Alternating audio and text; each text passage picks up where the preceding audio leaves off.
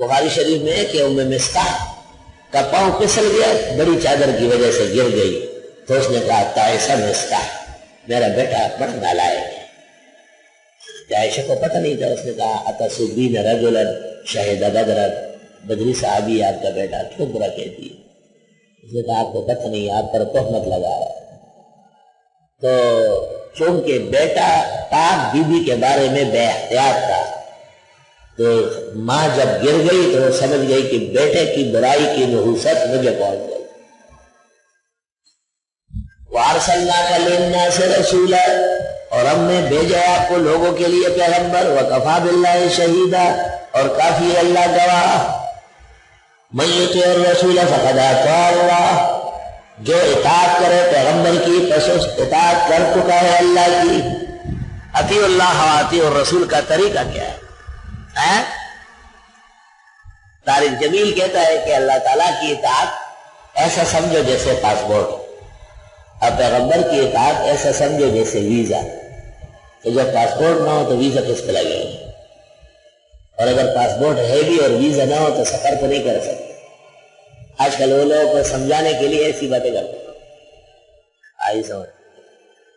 خطیب بہت بڑا ہے، کوئی شک نہیں ہے، داعی اللہ مثالی ہے، اللہ نے بیان میں گند گرج ڈالا ہے، کاش کے عقیدے کا پابند اور پختہ ہو۔ بعض باتیں ایسی نکلتی ہے جس سے بہت دکھ ہوتا ہے۔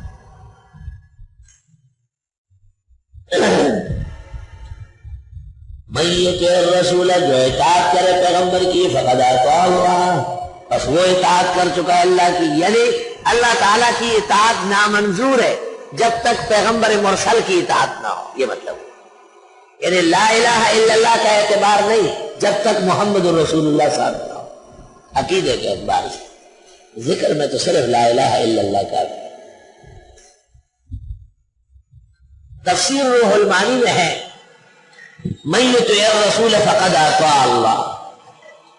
علوسی بغدادی اس جگہ لکھتے ہیں لأن الآمر والناہی فی الحقیقت هو اللہ، امر کرنے والا یا منع کرنے والا اصلاً تو خدا ہے، پیغمبر ان کا عبد خاص ہے، رسول معتمد ہے، اس لیے جو پیغمبر کی اطاعت کرے اس نے خدائی فرمان مان لیا۔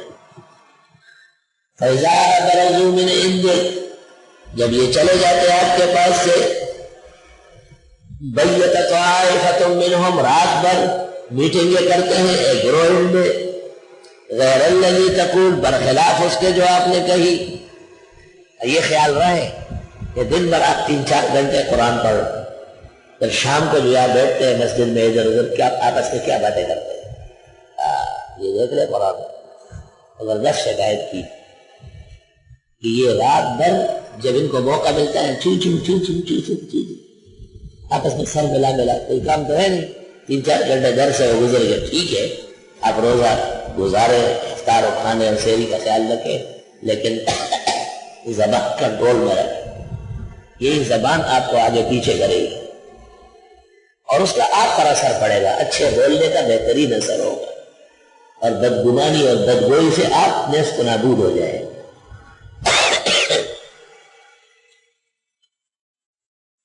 اور جب یہ اٹھ جاتے ہیں آپ کے پاس سے، بیتا،